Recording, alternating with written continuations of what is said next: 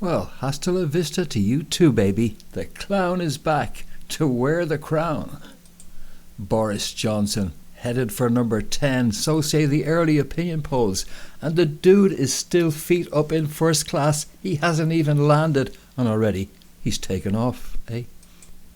Here's the latest polls, just to show you. And this is taken from GB News. Notice, he's surging ahead at 38%, with Rishi on 20. But hey, that doesn't look right, does it? Look at those. That graph doesn't look right. Check it out. Let me show you the true support. I don't know who did this in GB News, but now that's where he is. See? That's his true support compared to Rishi, not what they showed here. So Boris has surged ahead, and all these other people here are has-beens and also-rans. But we still have a position where Rishi could actually win one of the votes. One of the votes, you're saying. One of the votes. What do you mean there's only one vote? No, there's two. There's two votes. One vote is going to be by the MPs who are going to vote, even though that's not the binding vote. They will have an indicative vote, which will be, if you like, a signal to the membership that this is how their betters think they should vote. So it's possible Rishi could actually win the parliamentary vote and lose the main vote to Boris Johnson. It could well be headed that way. Either way, Boris is back. And Rishi's vote does matter, because this isn't just a battle to see who's in the Prime Minister's chair. It's also a battle to see who's in the Chancellor's chair, who controls the purse strings, and what set of policies control the purse strings. So that battle continues on. This is turf war, and it's fought like the Ukraine war over every square inch of territory. That's what's been going on and will continue to go on. But of course, Boris Johnson's just a handler. He's just a clown. I've done a video on this clown before. The Clown Prince. The pair of clowns. And of course they're marching out there together because of course they're both working for the same people. That's why they both work for the same people. So have no illusions about Boris Johnson's role. He is a circus performer. He's designed to lead you away from where the power is. He's designed to manage and mediate between the establishment and the base, because it's all about the base. That's why he's so important to them.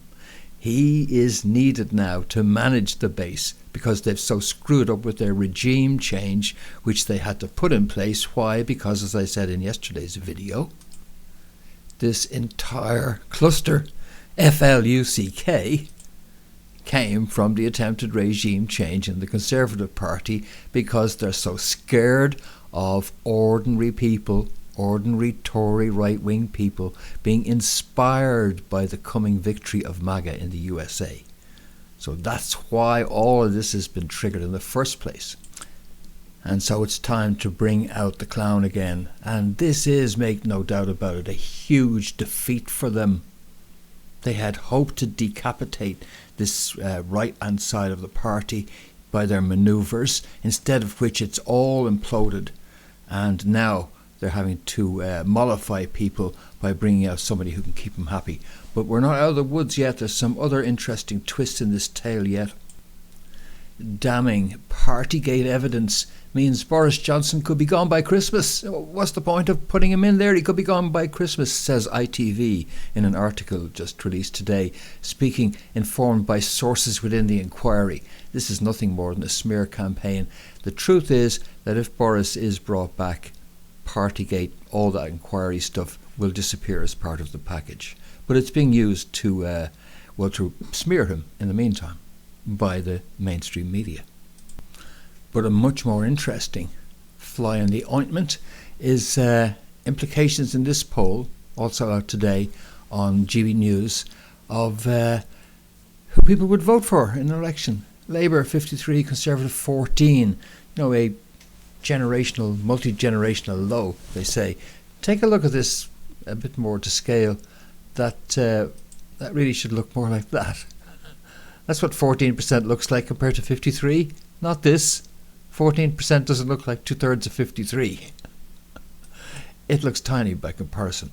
But there is the potential for our difficulties, because this is all-out war. And one of the memes being floated at the moment is that there is a desperate need for an election in order to validate the fact that all these Labour voters potential are just lined up, ready to move into action and save the whole country, and what we need is a general election. But how to trigger such an election? Well, by means of the same thing that was used to depose Liz Truss, the Treasury, the Bank of England. That's how. By economic crisis, and by using leverage of economic crisis to try and force either policy changes on whoever is elected leader, Boris, and use the leverage to restrain the impulses of the base, or just implode the entire thing, which is what currently the New World Order is attempting to do globally. Implode everything on the basis that if they can't win, they'll pull everything down.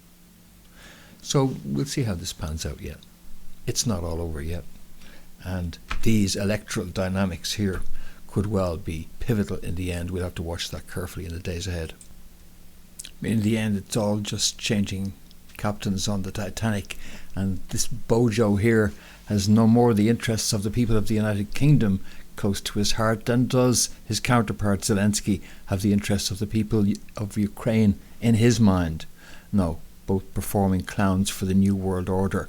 Remember, it's all about the base. This is being triggered by what's about to happen in the United States as people go in 18 days' time to the polls to render a verdict in the Senate and in the House on the Democrats, on the war in Ukraine, on the lockdowns, on the boom-bust economics and the whole New World Order agenda.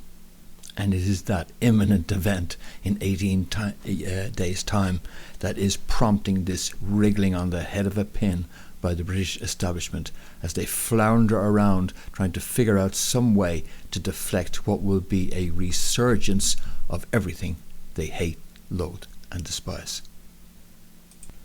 So go ahead and wallow in your deplorability. Luxuriate in your anathema, for you are truly reprehensible, so lovably reprehensible. And we reprehensible ones, this is not about Trump anymore. It is about the base. It's all about the base. And we and the deplorables everywhere who resist this New World Order are about to triumph. And that's the true story of what's going on behind current events in the United Kingdom. All right, that's it at 5 p.m. on the 21st of October 2022. And I'll be back with more beautiful truth very soon. Hope you can join me for that. But in the meantime, for breakfornews.com and for informedconsent.ie, this has been Fintan Dunn reporting. See you soon.